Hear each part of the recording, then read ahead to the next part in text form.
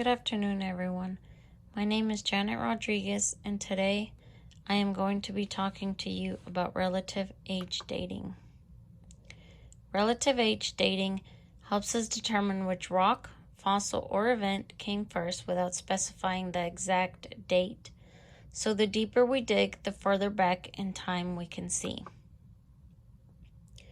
Geologists determine the age by sequence. There are several laws that help determine the age of rock layers. Law of superposition, law of lateral continuity, law of original horizontality, law of cross-cutting relationships, and finally, I am going to be speaking about unconformity. We know that new rock layers are always deposited on top, and the deepest layers are the oldest layers closest to the surface. This is called the law of superposition. So, in order for a new rock to be deposited, it has to be deposited on top of something that was already there. Therefore, it goes youngest, young, old, and finally the oldest all the way in the bottom. The law of lateral continuity states that layers of sediment rocks initially extended laterally in all directions. The law of original horizontality, as stated by geological pioneer Nicholas Steno in the 17th century, states that layers of sediment rocks were deposited horizontally.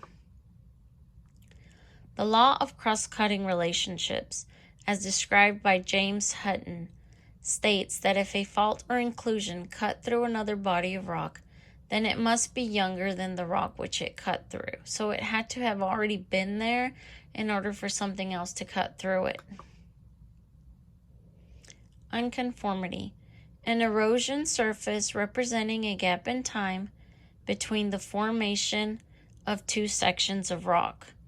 Gap in time may represent millions or even billions of years. Geologists look for contrast in orientation or properties of rock between adjacent units. There are three types of unconformities. An angular unconformity is older sediments have been uplifted or an erosion has occurred. They're no longer straight. A disconformity is a break in the sedimentary sequence. A nonconformity, which is the final one, suggests that long-term weathering or erosion have occurred, separating the youngest sedimentary rock from the oldest. By using relative dating, we can determine a more accurate geologic time frame, so we can tell if it was from the Cenozoic era, the Jurassic period, the Holocene epoch, or even if it was millions of years ago. This concludes the video. Thank you guys for listening, and I really hope you enjoyed it.